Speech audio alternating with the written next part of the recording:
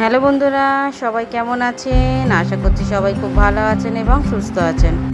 এখানে আমি ঈদের স্পেশাল পরোটা বানাবো, যেটাকে বাড়ানো পরোটা বা টানা পরোটা বলে।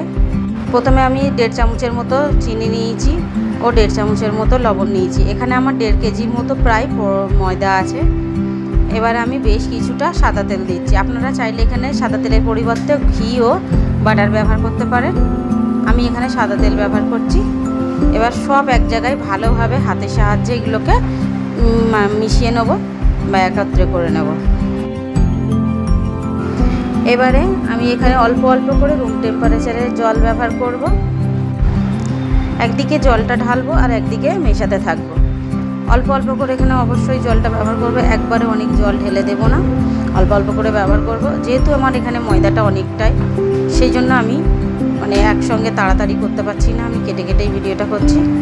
দেখতে পাচ্ছেন মাখিয়ে নিয়ে আমি 2 জায়গায় করছি, যেহেতু হাতে এতটাই ময়দা যে হাতে এক জায়গায় হবে না, সেই জন্য আমি এইভাবে 2 জায়গায় করে আলাদা আলাদাভাবে মাখিয়ে নিয়েছি। দেখতে পাচ্ছেন আবার দুটোকেই আমি একসঙ্গে মাখিয়ে নিয়েছি, মিশিয়ে নিয়েছি। নিয়ে ভালোভাবে এটাকে মাখিয়ে নিয়েছি, একটা সফট ডো করে নিতে হবে। এটা বেশ আধ ঘন্টার মতো আমি রেস্টে দেবো। আপনারা কমপক্ষে 15 মিনিটের মতো রেস্টে দেবেন, তাহলে ময়দাটা খুবই নরম এবং সফট হয়ে যাবে, তাতে বাড়াতে খুব সুবিধা হবে। একটু রেস্টে রাখলে ময়দাটা ভালোভাবে ভিজে যায় এবং মনের মতো ডোটা তৈরি হয়ে যায়, ওই জন্যই একটুখানি রেস্টে রাখা। দেখতে পাচ্ছেন আপনারা যে যেমন থিক বা থিন খাবেন পরোটা, সেইভাবেই লেচিটা কেটে নেবেন। আমরা খুব একটা মোটা খাই না, সেই জন্য এইভাবেই করে নিয়েছি।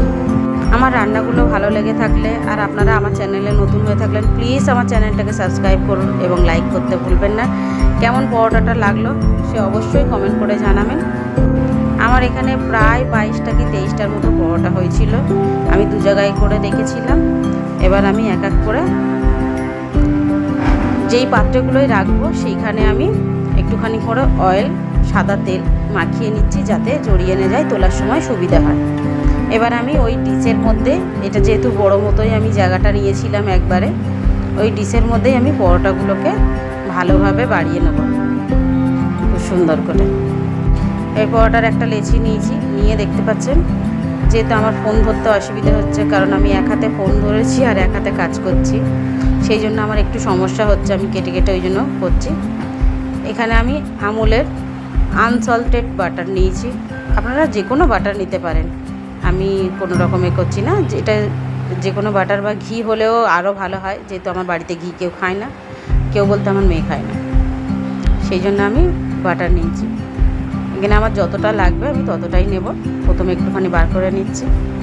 এই বাটারটাকে এবারে পুরো পরোটার ভেতরে গ্রিস করে দেবো। বাটার বা ঘি দেওয়ার কারণে তেলটা দিলে হয় না, কিন্তু এতটা ফ্লাফি বা ভেতরটা অত সুন্দর লেয়ারিং হয় না, যতটা ফ্লাফি আর লেয়ারিং বাটারে বা ঘিতে হয়।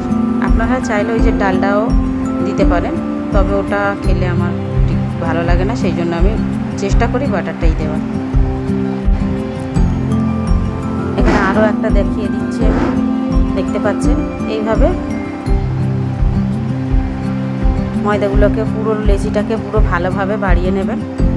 নিয়ে এবারে পুরো ময়দার ওপর, এই লেচিটার ওপরেই, পরোটাটার ওপরেই বাটারটাকে পুরো হাত দিয়ে ভালোভাবে একদম দিয়ে দেবেন।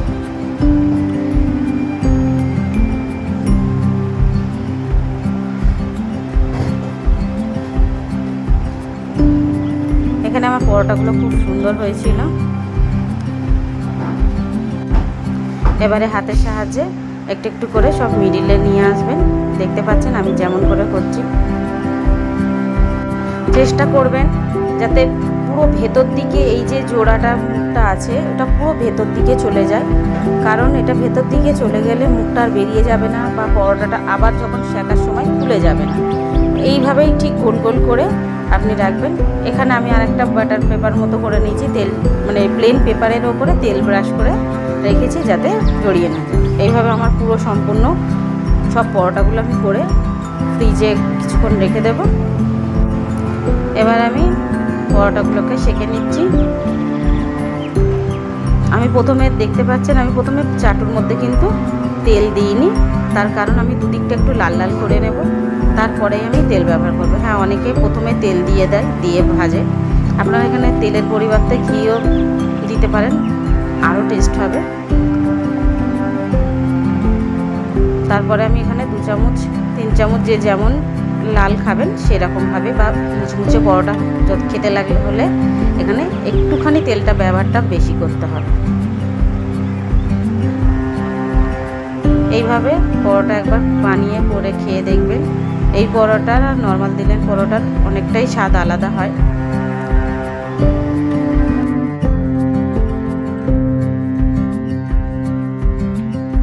আমি আপনাদের দেখানোর জন্য প্রথম থেকে আরও একটা পরোটা সেঁকা দেখাচ্ছি। এইভাবে প্রথমে একটুখানি বাড়িয়ে নিয়ে চাটুর ওপরেই যতটা আপনি পাতলা বা মোটা খেতে চান বাড়িয়ে নেবেন। এবারে আমি বিনা তেলে বা তেল ছাড়াই দুদিকটা একটু হালকা হালকা লালচে করে নেব। আর এক দিকটা লাল হয়ে গেলে উল্টে দেব। দেখতে পাচ্ছেন হালকা লাল হয়েছে, উল্টে দিয়েছি। এবারে আমি এখানে 2 চামচের মতো তেল ব্যবহার করব প্রথমে, তারপরে একটুখানি ভালোভাবে। এটা শুধু যারা একদম বিগিনার তাদের জন্য, যারা জানেন তারা তো জানেন কীভাবে পরোটা সেঁকতে হয়। জাস্ট আমি তৈরি করে দেখিয়ে দিচ্ছি। দেখতে পাচ্ছেন আল্লাহর রহমতে আপনাদের সকলের ঈদ যেন খুব ভালোভাবে কাটুক আর খুব ভালোভাবে আপনাদের এই দিনটা পালন করতে পারেন। সবাই সুস্থ থাকবেন, ভালো থাকবেন আর আনন্দে কাটাবেন এই দিনগুলো। আমাদেরও খুব ভালো কাটেছে। Thank you.